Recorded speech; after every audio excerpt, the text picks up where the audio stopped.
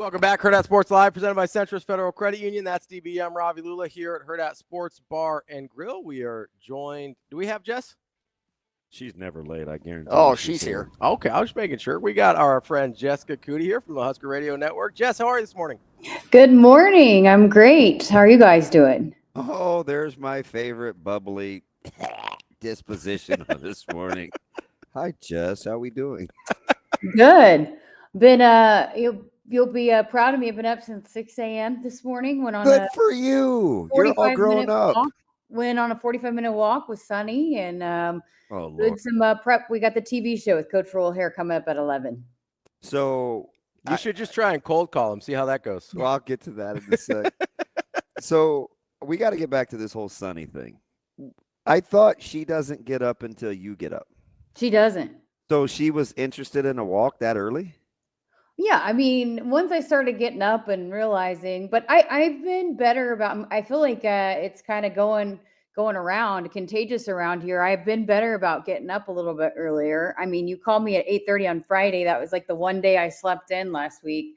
But I've been trying to get up so I can take her on a long walk because she usually does better when she's exercised out in the morning. So Ravi officially chastised me because I think I texted you at like 7:48 and I said, "You up?" And like 50 minutes went by and you didn't answer. And I'm like, I don't think she's up, because between the two of us and our listeners, we're like, gosh, we should just try to grab Jess impromptu. We did that to Coach Rhule this morning, and Ravi was like, well, it is her day off, like blah, blah, blah. And I was like, why are you riding with her? Like, you should be team DB. Like, who needs a day off? How'd your Friday end up going? Oh gosh, that was so long ago. What did I even do on Friday? Oh, we had a couple meetings, but didn't have a show. So, but yeah, I tried to. Being that it was 11 a.m., I think I was in bed by like 7 p.m. Those 11 a.m. Was that not crazy? Tough. They are, and it's. I listen. And nobody's gonna like play the violin for me, but I'm thinking 7 a.m. show. I got on the interstate at 5:40. And, you know, it's a crapshoot on B-Mac's personality, but he's been holding it down pretty good. He came in with some jokes, so it, like, changed the whole dynamics. But those early mornings, man, those are not the best. It's good for the players, bad for us. I'm pumped for this week because my favorite is the 2:30 games. Oh, they're my least favorite. Really? You're dab smack in the middle of everything. You don't get your morning. You don't even get the night. It's like everything's shot. Well, to me, a game day is all day anyways, but it's just a matter of, you don't have to get up at like 5 a.m. for a 2:30. You could still sleep in a little bit, but then you're still not so late where you can watch the night games, So 2:30 is my favorite. I like it as for the players, for sure. I think it's ideal. For me, not so much. I got to ask you, because I always tell people you're kind of our little cheat code. You know a lot of things before they actually happen because you're on the field. How cool, or maybe cool isn't the word, how much does it force you to be on top of it, knowing that anything can change during the course of a week with how competitive it is? Like, you're literally telling us in warm-ups things that no one would know because they're shuttling guys. Like it's competitive, right? They take it down to the wire to get what they want, and you usually keep us in the loop. Yeah, and I think especially defensively, it's kind of what it's going to be. I think is there's going to be I can tell you who's going to start, but there still might be, whatever, still 100 players that play. They shuffle them in and out so much that, I mean, I can watch who's going to, like Donovan Jones is going to be starting in place of Malcolm Hartzog, but like, look how many guys they shuttled in and rotated in. I think that's going to continue to be what John Butler does. And so as much as and it's just funny watching Coach Braden, how he'll point like, okay, you two this time, it's whoever starts, but then they like know the rotation.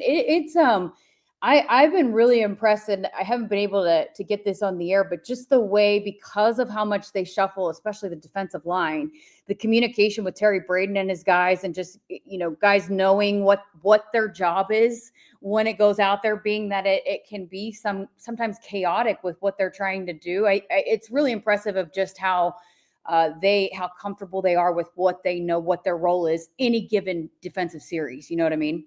How close do you think, because you know a couple of those young offensive linemen that I really like Sledge and those guys, and you see them shuttle in a lot in warmups, and so I'm scrambling or KC, it's like, hey, who's with what? You're giving us like the rotation.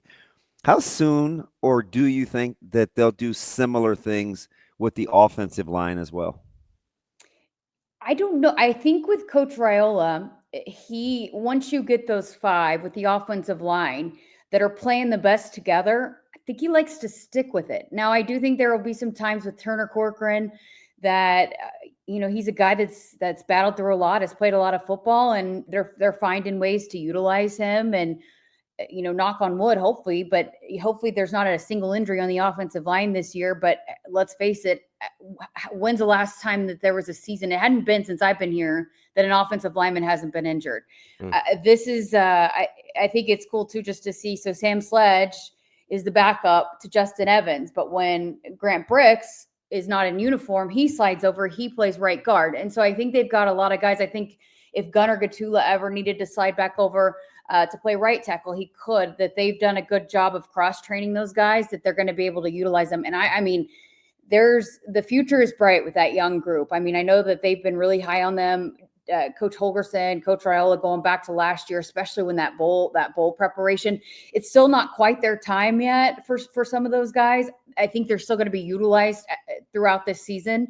But I think just the way that they've been able to grow and develop and be behind some of these guys that have been around for so long, the future is really bright for that group. And the fact that they're pretty dang versatile, the fact that they can slide them around all over the line.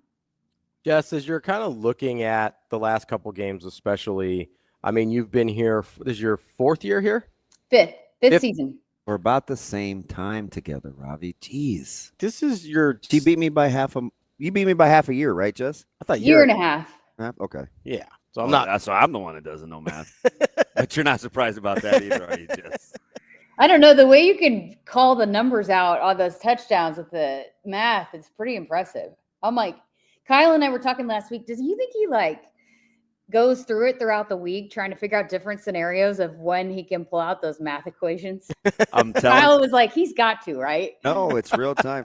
It's single-digit integers. That's one thing I can handle. It's not too much. I can handle addition and subtraction. No double digits either, so I'm fine. Usually. Now, some of these receivers and tight ends, they start. I mean, Lindemeyer will be easy because it's a 4 and a 4. But if they're in the 80s, it may take me a while. I don't know.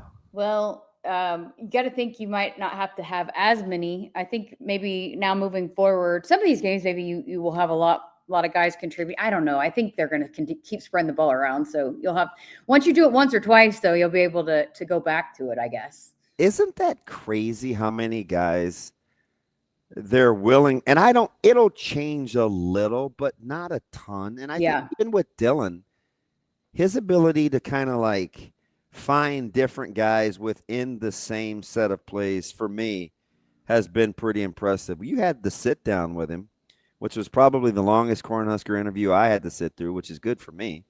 I told Ben to trim it down, but I guess if he wanted to, but I guess it was QB1, so we were, and Houston Christian, so we rolled with it. Yeah, and I mean, you've seen this start to finish. You talk to him all the time. Doesn't he just seem like everything slowed down? Like he's always been a pro's pro, but now we're kind of saying the practical application of it. 22 guys have caught 22 different targets in the first 2 weeks. That's pretty impressive. Yeah, and Coach Rhule's been so complimentary of it, his willingness to do that. And I don't, when I talked to him about it last week, I don't even realize I threw the ball to that many guys. It's just he spent so much time with these guys, and cliche or not, he is dedicated to spending time to building that rapport, that it doesn't matter who's lining up where. Yeah. He trusts that whoever it is going to be in the right spot. And so he might not even know, that he's got 10 different guys that have caught a pass from him. He didn't even know that when I told him that, that how many different players had caught passes from him the first couple of games. And so I think which is hard to do. I mean, I've covered a lot of really elite quarterbacks, and there were times that, Baker Mayfield keyed in on one or two guys, especially that first season, that when the play broke down, I mean, you knew who he was trying to go to. Whereas I think Dylan has this bond and chemistry with so many different guys that he trusts so many different players to be in the right spot that I think it's absolutely genuine. And when I said earlier, I'm like, well, it might whittle down a little bit, but I don't think it will. I think we're going to continue to see a bunch of different guys score touchdowns throughout the rest of the season. You saw the command and the respect they have of him. Even I can't even remember what the score was. It was early on the scramble drill when he jumped on QC on Quinn for, I don't know what exactly he wanted him to do on that route inside the 10-yard line, but the intensity didn't drop off either. Like he was pretty animate on where he wanted guys to be, which further lets me know he wasn't looking at the scoreboard either. He was thinking about execution. Yeah, absolutely. Sorry, they're mowing. If you guys can hear the lawnmower going on behind me. Doing that gated community. Not quite. I think he was so impressive as a freshman last year with how he commanded things. At times you're like, God, that's a freshman.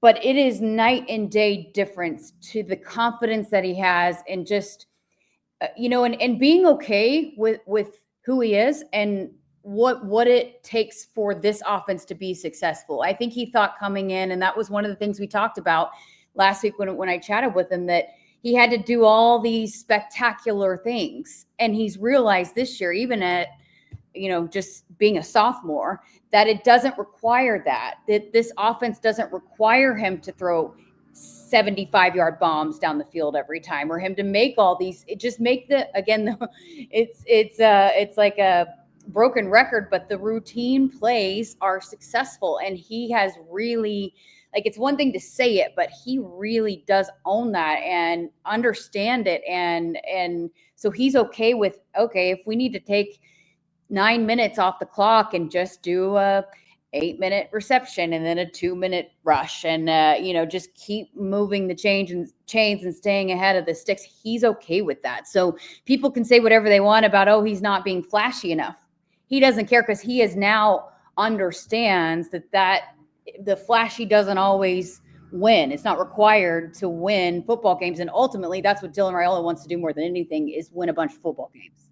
Jess, how much of that do you think has to do with Dana Holgorsen and kind of not just the mindset that he's sort of instilled, as we hear hey, just make the routine play routine, but also just the confidence it's given Dylan to know that everybody is going to be in the right place and have that trust. And it probably could include Takil Shorts in this question as well, with that trust built with the wide receivers. But how much of that has to do with kind of what you're talking about with Dylan's maturity, and how much of it has to do with the maturity of the offense as a whole under those two guys?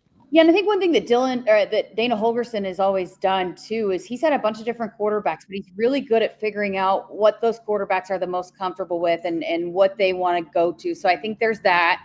I think he's a year older and understands college football and the Big Ten. And then I think he also, going back to just spending the time with the guys, that he's got those relationships that I think it's a lot of different things that just come with time, that come with playing in your first season. The elite offensive coordinator that you have now calling plays for you, I think he feels really comfortable with that. And, that rapport and that conversation.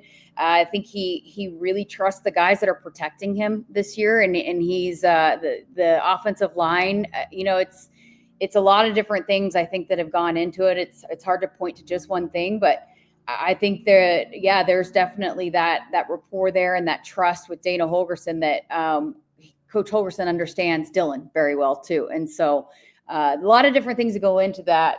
But I think also you can just point to being a sophomore and the confidence that come along with just time and playing football at this level and a bunch of football at this level.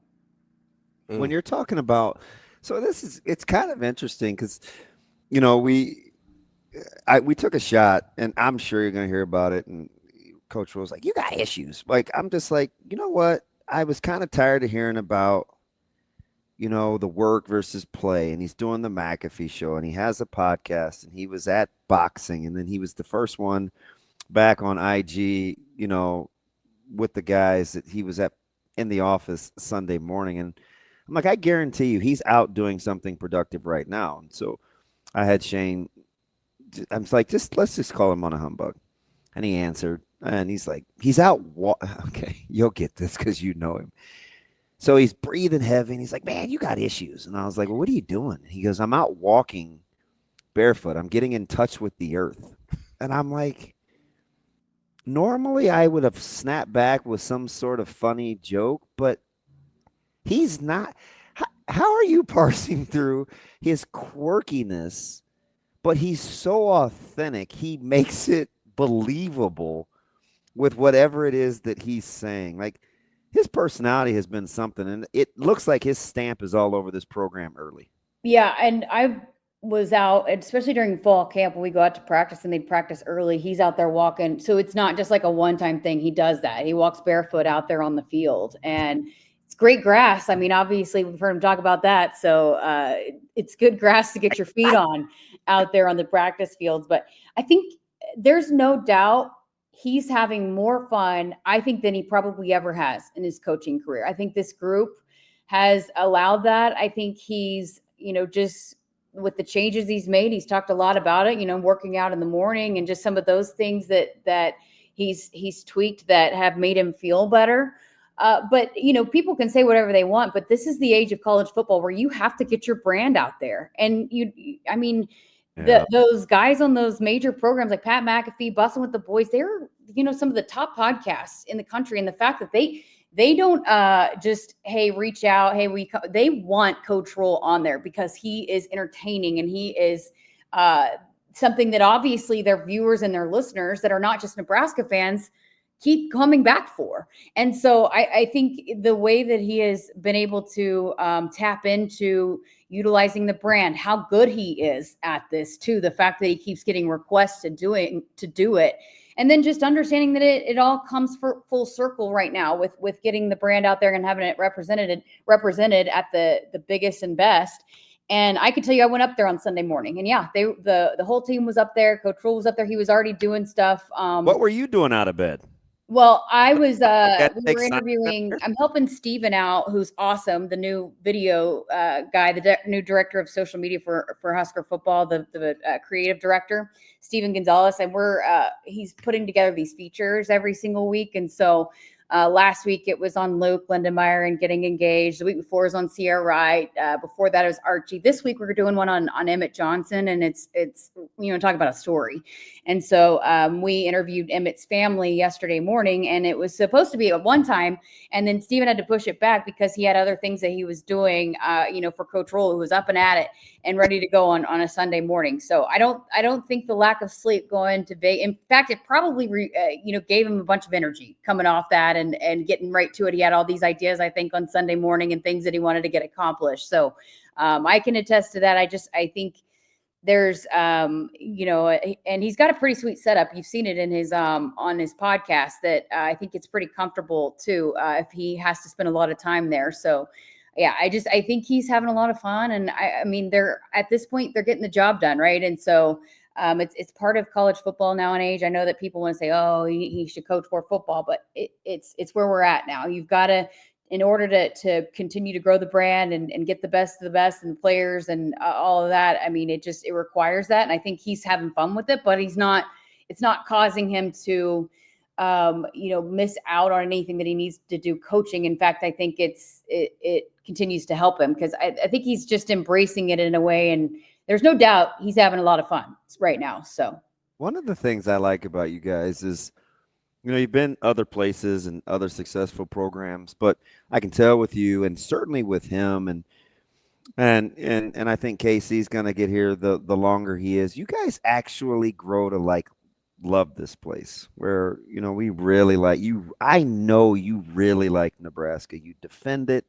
You just do. And he loves Nebraska. And he said something this morning, Jess, that kind of resonated with me.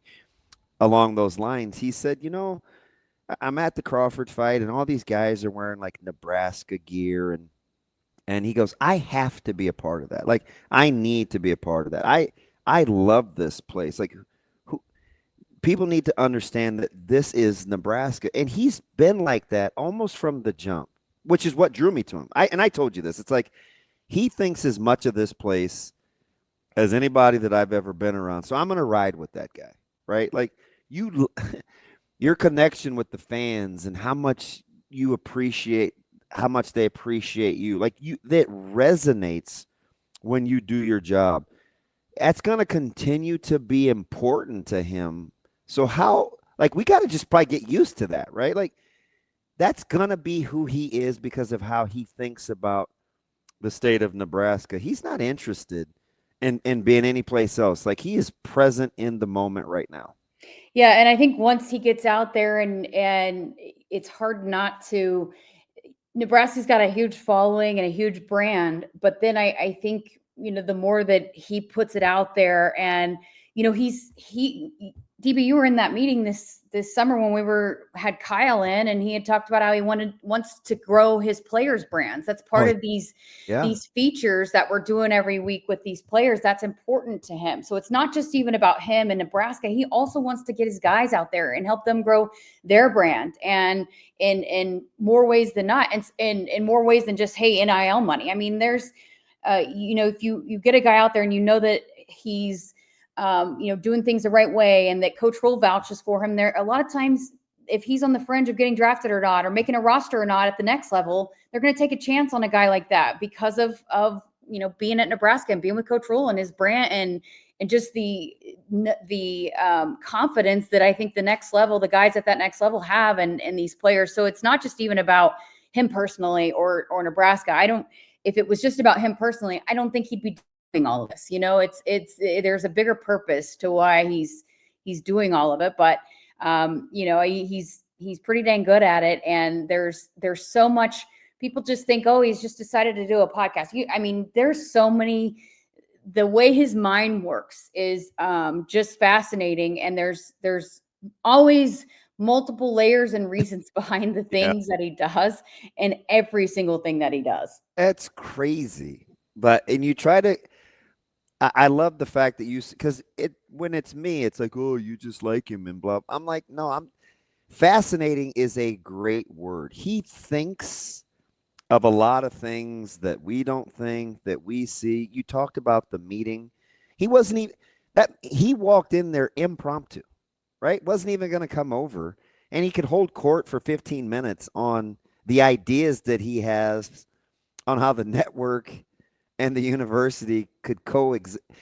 It's just like, you want to be around people like that. And I think now what we're seeing, when those guys receive instruction from him, the players, like, they're all the way in because they trust him, right? It's not just he's a big idea guy. It's like they're starting to see tangible proof that he knows what he's talking about. And listen, I have a perspective of it more than just Nebraska. I sat there on the opposite sideline at Oklahoma and watched it unfold from year 1 to year 3 with Matt Rhule. And even though things have maybe changed, he's evolved a little bit.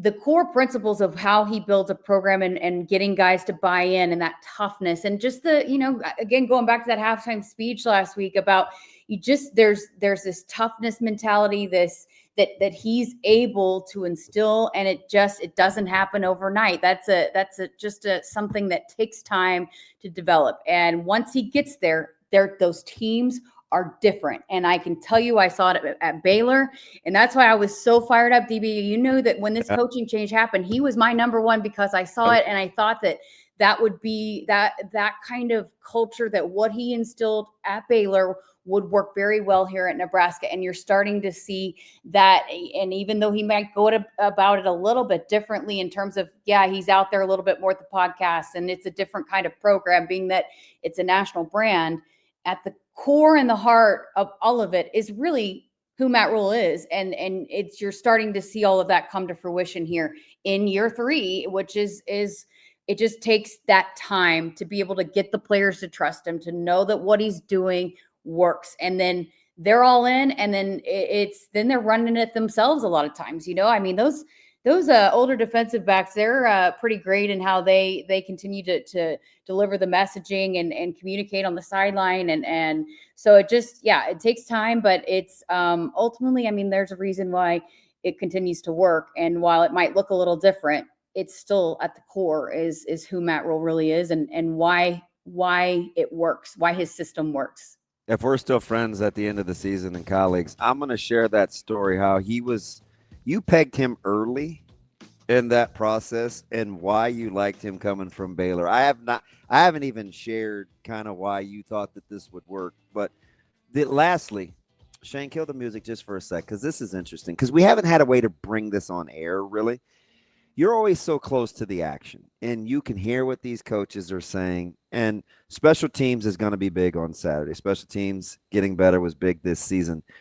Can you give us some insight on the not tenacity, just the intensity, what you hear every week with Coach Eckler coaching these guys up on just being excellent all the time? Like,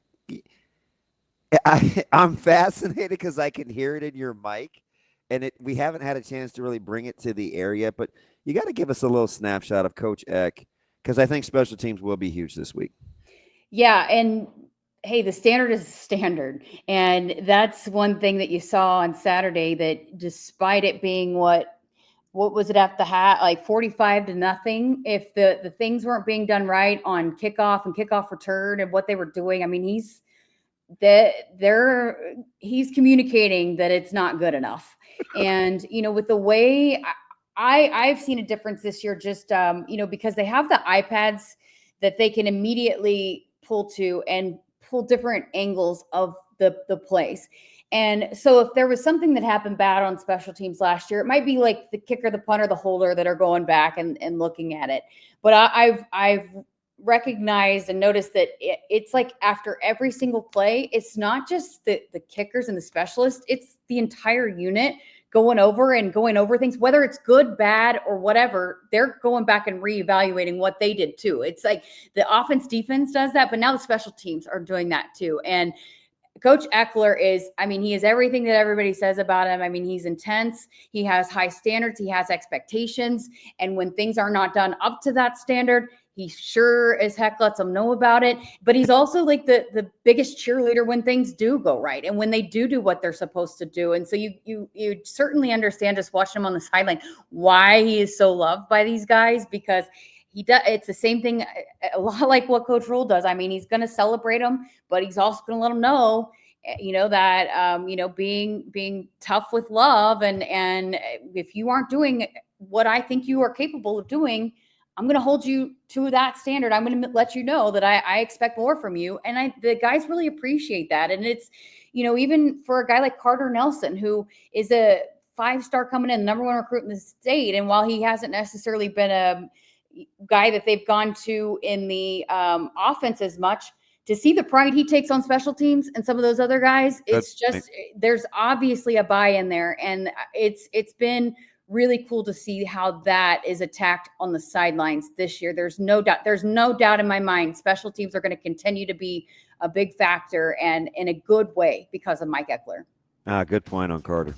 Like, that's a good point. And by the way, what was the name of that game that Zoe was beating you in? Because yeah, that's it. Okay. She wants me to get that game, and you're gonna have to tell me how to play it before. You just stick the sticks in there, and then you put the marbles on top of the sticks, and then you pull it out one at a time. And it's not that easy. You see, she's competitive, and she's kind of a brat about it. I'm not gonna lose to a 7-year-old. I'm just telling you. Wonder where she gets it. That's Jessica Coody, Husker Radio Network. Jess, appreciate the time as always. We'll talk to you again soon. That's your doing, Jess. You created a monster. Yeah, I'm sure it's. I love it. She's my girl, man. Oh yeah. Thanks, Jess.